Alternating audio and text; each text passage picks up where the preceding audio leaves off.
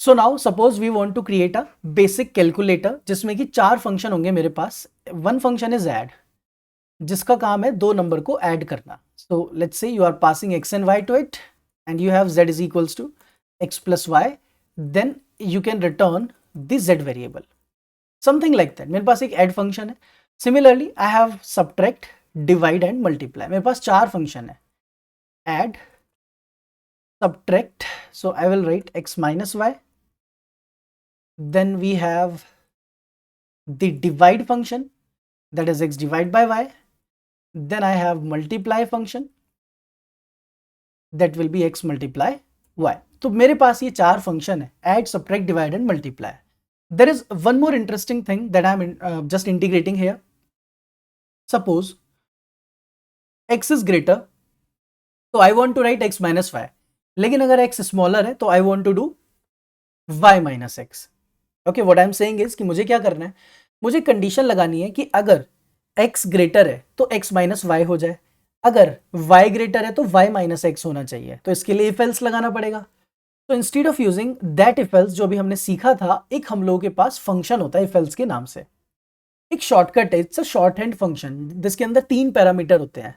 Test, yes, no. Test क्या करना है, x is greater than y. अगर ये कंडीशन ट्रू है तो क्या करो, x माइनस वाई कर दो. अगर ये कंडीशन फॉल्स है तो क्या कर दो, y minus x. Simple. So we have a predefined function known as if else कि अगर x is greater than y है तो x माइनस वाई करो, अगर y ग्रेटर है तो y minus x. So I have these 4 function. मेरे पास ये 4 फंक्शन है and I want to take input from the user. मैं यूजर से पूछना चाहता हूं कि भाई आपको क्या करना है, add, subtract, divide, multiply, what do you want to perform. Okay, so I'm simply writing here, let's take input from the user, that enter, इसको हम रीड लाइन के अंदर लिख कर आते हैं, that enter your choice. So user will either have to press 1 or 2 or 3 or 4. User को कुछ भी ऐसा प्रिंट टाइप करना है and in return I will get 1 2 3 और 4. मेरे पास बदले में क्या आने वाला है, चॉइस वेरिएबल के अंदर आई विल गेट 1 2 3 और 4. ओके, ठीक है यहां तक. नेक्स्ट हम लोग को 2 नंबर चाहिए जो कि x और y को हमें पास करने हैं. So I will take num underscore 1, then as dot integer, then read line, enter first number. ये हम लोगों का फर्स्ट नंबर होगा, that will be the x. Then let's take num2 as dot integer, read line, enter second number. यहां पर हम लोगों ने सेकेंड नंबर एंटर कराया. Perfect.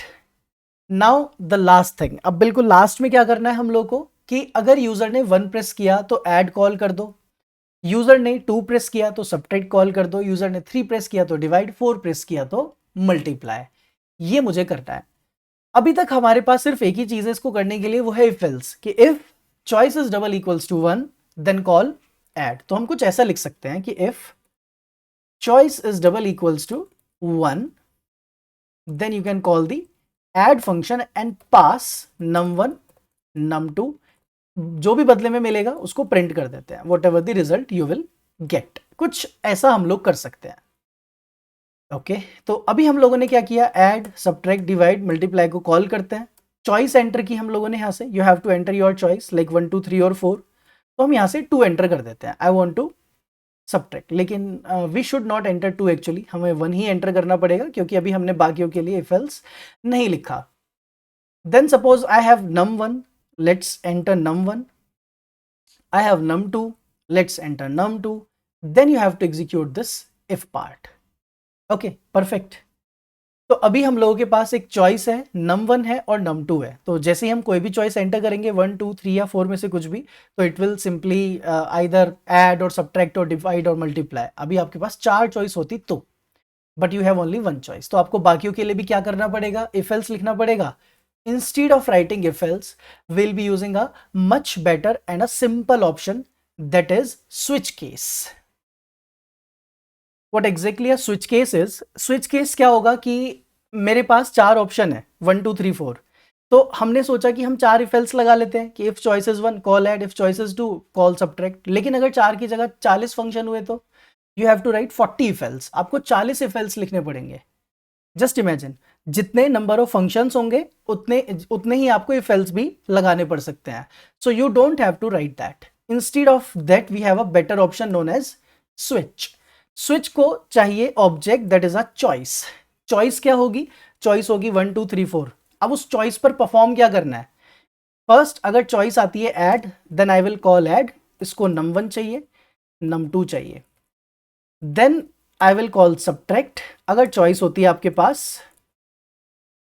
Some other choice if you have like 2 होगी तो वो ऑटोमेटिकली सब्ट्रैक्ट कॉल करके आ जाएगा.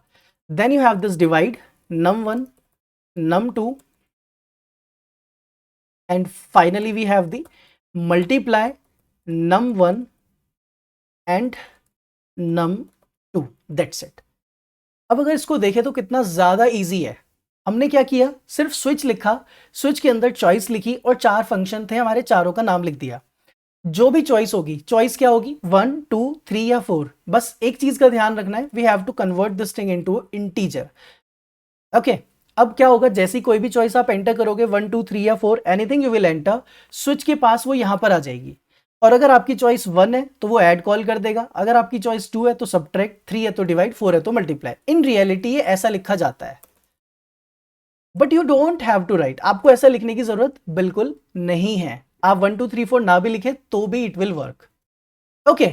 अब बदले में जब आप ऐड सब्ट्रैक्ट डिवाइड मल्टीप्लाई को कॉल करोगे, they are returning something. whatever they are returning, I'll put that in a variable known as result. result variable में मेरे पास final result आ जाएगा and then I am going to print result. that's it. okay, now let's try one final time. एक बार last बस चला कर देख लेते हैं कि if I hit 3 तो क्या होना चाहिए? 3 का मतलब है आपका division. okay, let's enter num1. suppose num1 is 10. then enter num2. num2 is suppose I am entering 2 and then execute the switch case and print result. perfect.